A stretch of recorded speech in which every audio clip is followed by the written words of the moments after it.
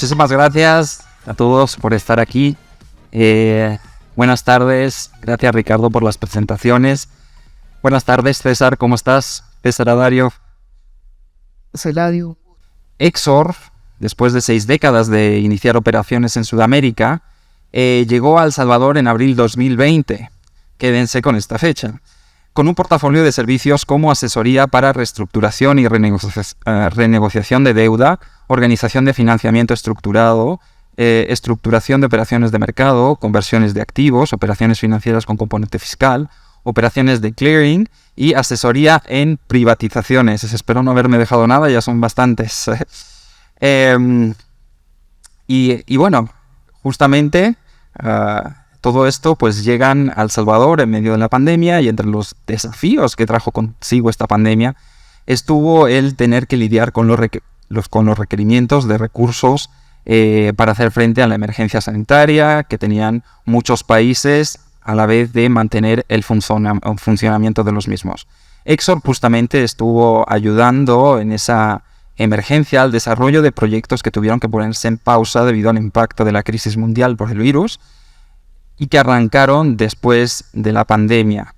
En este espacio justamente vamos a hablar con César de qué viene ahora, ¿no? Y como primera pregunta, me gustaría saber cuáles son, según tú y tu visión, cuáles son los mayores retos para el financiamiento de proyectos en América Latina a día de hoy. Realmente creo que pensábamos que después de la pandemia no iba a haber nada más difícil. Sin embargo, con la invasión a Ucrania se empezó a complicar todo nuevamente y hemos generado como una gimnasia de adaptarnos a crisis tras crisis. Como muy bien lo decías, llegamos a instalarnos en el Triángulo Norte en una etapa súper compleja, porque pensábamos que todos los financiamientos que íbamos a estructurar iban a estar destinados más que nunca a infraestructura, y nos encontramos que deberíamos hacer deuda soberana para cubrir brechas, sanidad y todas las complejidades súper duras que llevó a la región.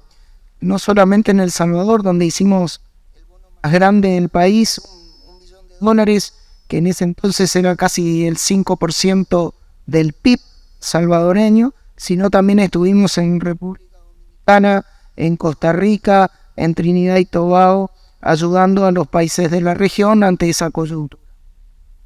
Yo creo personalmente que hoy el mayor desafío que se tiene y que hemos visto sobre todo en los speakers económicos y en el expresidente Calderón, va a ser cómo adaptarnos a esas tasas altas que estamos teniendo.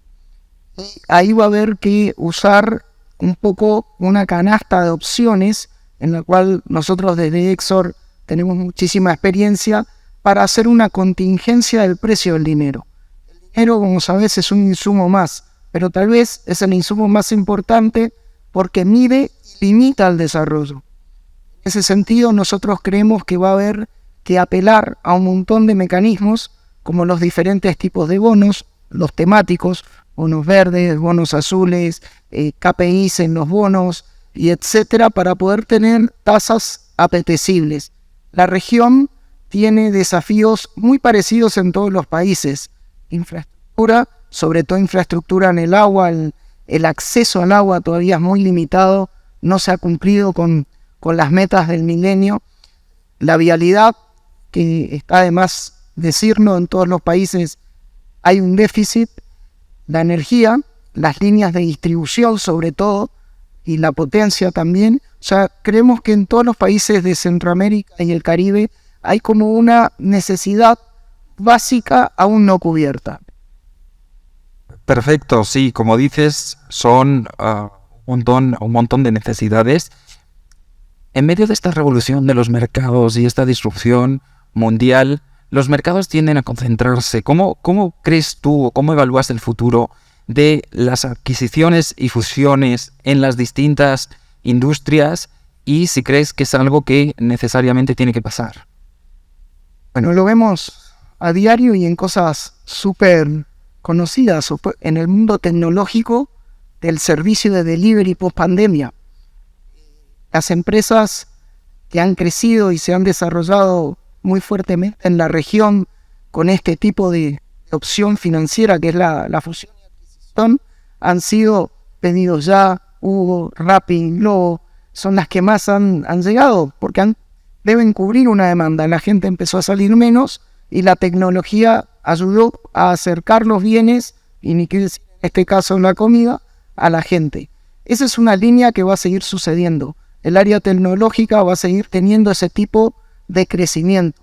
También está la banca local, que se está pensando a expandir y a regionalizar, y lo hace a través de la adquisición de carteras. Ese es otro foco que va a ir sucediendo constantemente. Fuera de la región, pero dentro de Latinoamérica, tenés el caso, por ejemplo, de la cadena alimenticia en frigoríficos, en sojas, en carnes, que ha tenido una constante expansión de grupos más grandes absorbiendo grupos más chicos y mucha inversión extranjera. En ese sentido ayuda mucho los países como Guatemala, que tienen un orden macroeconómico histórico con un precio del dólar contra su moneda local muy estable, una relación de deuda externa completamente sana en relación a los demás países, y pueden potenciar esta fuerza macroeconómica no solamente en este tipo de operaciones, sino también en el costo de su crédito. ¿Qué hay en el caso de Guatemala? Guatemala es un país que tiene muy poca deuda pública, es un país que está al borde del grado de inversión. Eso ayuda mucho a todo lo que habíamos hablado recién, a tener mayores perspectivas para el financiamiento de obras, y nosotros creo que podemos ser un puente que ayude a eso. Justamente hablando de este tema de infraestructura al que te refieres constantemente, ¿qué mercados han detectado que tienen esas mayores oportunidades para proyectos de inversión, ya sea en infraestructura, en energía, en agua, como comentas? Hoy si bien es un momento ideal para recorrer el mercado regional por las altas tasas que tenemos en el mundo, va a obligar a generar nuevas operaciones. Las operaciones usuales que antes se tenía, que era como levantar un bono inversionista en Estados Unidos o en Londres, compra, hoy va a haber que buscar más porque las tasas han crecido mucho. Entonces va a haber que buscar, identificar operaciones que permitan a los países financiarse. Obviamente siempre los que tienen mejor nota en la clase son los que acceden a mejor beneficio. Panamá es un país grado de inversión en la región, ha podido tener accesos muy importantes.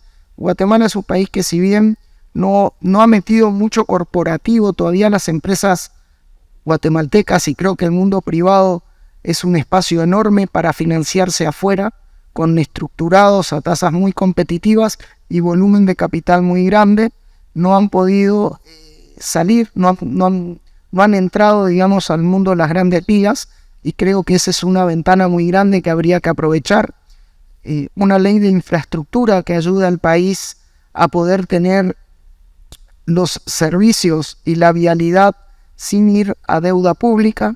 Creo que entre Guatemala, Panamá, Dominicana son los países que tienen esa perspectiva, pero también están los otros países tal vez que van construyendo poco a poco, porque vienen más de atrás, mejores posibilidades de mercado. Tenemos Honduras, que está siendo como redescubierto, El Salvador, ni qué decir países del Caribe como Jamaica, mismo Haití, que tiene un desafío mucho mayor y viene mucho más atrás en la región. Entonces creemos que, si bien identificar uno solo sería un poco injusto, porque hay muchos que tienen posibilidades, todos básicamente en menor o mayor medida tienen las mismas necesidades. Al principio, cuando presentaba, pues digamos que todos estos esquemas de financiamiento que tienen ustedes en Exor, decía que también ustedes hacen estructuración de alianzas público-privadas. Cuéntanos alguna que hayan estructurado exitosamente, algún caso emblemático de Exor. Bueno, la alianza pública-privada, en lo personal, creo que es una herramienta fantástica. Creo que es el futuro de cómo debe ir la obra pública en los países. Nosotros tenemos muchísima experiencia en vialidad hemos hecho mucha obra pública que han ayudado a poder, bajo la modalidad alianza pública-privada, desarrollar kilómetros y kilómetros sin que al Estado le cueste dinero. Eso es lo interesante que tiene este tipo de cartera de financiamiento, que es libera la caja del país y genera la infraestructura. Y al principio de esta conversación nos hablabas de estos nuevos esquemas, de estos bonos verdes, de estos bonos azules. Estamos en un escenario donde acaba de hablar Windy Ambie, ha sido muy inspiradora su charla, y quería saber cuál es el verdadero potencial de este tipo de bonos, de estos bonos verdes, de estos bonos azules, que realmente representan esquemas de financiamiento que además apoyan proyectos que tienen un cierto compromiso con el medio ambiente. Bueno, hay que empezar a medir algo que hasta parece hecho a la medida de la región, el nombre de los bonos. Cuando uno piensa en América Latina, estando fuera de ella, es un continente verde y es un continente azul. No solo por los mares, sino también por la cantidad de ríos y por la selva y por las praderas. Entonces es un bono que cae perfectamente al tipo de financiamiento y más aún ahora con las dificultades de tasas en el mundo. Los bonos verdes son bonos ideales para todo un plan, por ejemplo, que podría ser de reforestación, salidas en energías renovables, los solares, hidro, que es básicamente la matriz energética de toda América Latina. América Latina sacando un solo país que tiene energía nuclear, el resto es básicamente renovables, ya sea viento, ya sea hidro con agua, ya sea paneles solares. Entonces, yo creo que un bono verde ayudaría mucho a generar la infraestructura necesaria. Un país que ha sabido sacar mucha ventaja de esto es Brasil, y es un modelo a seguir. Han realmente podido vender, hasta vendieron bonos por plantación y reforestación de árboles en ciertos sectores del Pantanal y la Amazonia. O sea, es inmensa la cantidad de operaciones que se puede hacer mediante los bonos verdes. El bono azul es un bono que suena como a conservación de mares, pero sirve para totalmente otra cosa, todo lo que es puertos. Centroamérica tiene los dos mares, es algo único. En muchos países, son pocos los países del mundo con doble mar, costa pacífica, costa atlántica, canal de Panamá. O sea, se podría crear toda una red de infraestructura mediante puertos secos de conectividad. Imagínense Guatemala, que tiene las dos costas con un nódulo de puerto seco, con buenas carreteras, con ferrovía. Podría pasar el 5G también por ahí y generar una franja de desarrollo inmensa, alterna y complementaria a lo que puede ser el canal de Panamá, y que ayude en los tiempos logísticos hoy, con el COVID y retrotrayéndonos a 2 años atrás, y que todavía ese rezago sigue. El costo de movilizar mercadería sigue siendo carísimo, se multiplicó por 5. Entonces hoy no dan abasto las logísticas. Generar nuevos espacios que te permitan y que sean financiables mediante estos instrumentos, que te permitan agilidad, no es solamente una necesidad para el país, es una necesidad para el mundo. Es una necesidad para llegar de la costa este a la costa oeste de los Estados Unidos, el mayor mercado del mundo, de manera rápida a través de un país que está al lado. Es generar desarrollo, es generar trabajo. ¿Y por qué vemos tan pocos casos todavía de emisiones de bonos verdes, de bonos azules en la región, teniendo todo este potencial que explicas? Bueno, yo creo que hay un principio de que a cada país le llega su tiempo. Creo que hoy Centroamérica está entrando de pleno en la globalización. Cuando hablo de pleno en la globalización muchas veces te llega primero ciertas cosas que son productos, que son cultura, y finalmente llega el dinero. Digamos que es el último que llega a la fiesta. Y creo que Centroamérica está entrando en la globalización final de los mercados, en el insertarse a los mercados que le permita tener las facilidades para la construcción de este tipo de proyectos que pueden ser no solamente revolucionarios en cuanto a mano de obra, a trabajo, a logística, a todo el clúster que se genera alrededor de un país, sino que a la vez va a generar y va a cumplir con una necesidad que hoy el mundo tiene. El puerto de California, el puerto de San Francisco están abarrotados, con demoras de hasta 3 meses de mercaderías. Tener la opción de correrlos unos pocos kilómetros al sur y poder hacer el traspaso sería fantástico y podría ser una operación 100% bono azul.